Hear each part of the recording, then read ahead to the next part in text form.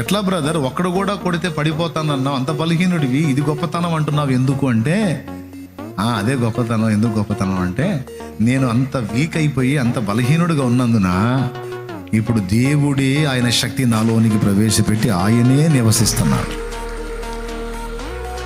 కాబట్టి నేను బలహీనుడిని, ఎంత బలహీనుడిని అయ్యానో అంతగా దేవుని బలం నాలో పనిచేస్తుంది గనక 10 మంది 100 మంది కాదు, గుండెలను బద్దలగొట్టగలిగినటువంటి శక్తి నాకుంది. కర్రలు వాడను, కత్తులు వాడను, ఈటెలు వాడను, బరిసెలు వాడను, బల్యాలు వాడను అస్సలు. కానీ దేవుని ఎదుట దుర్గములను పడద్రోయ జాల కలిగినంత బలము నాకుంది. ఎందుకు తెలుసా? దేవుడే నా బలం.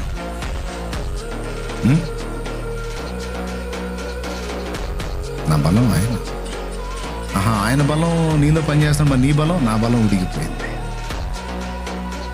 నా బలం ఖాళీ అయిపోయింది, నా జ్ఞానం ఖాళీ అయిపోయింది, నా తెలివి ఖాళీ అయిపోయింది, నా చురుకుదనం ఖాళీ అయిపోయింది. ఆ స్థానంలో దేవుని సమస్త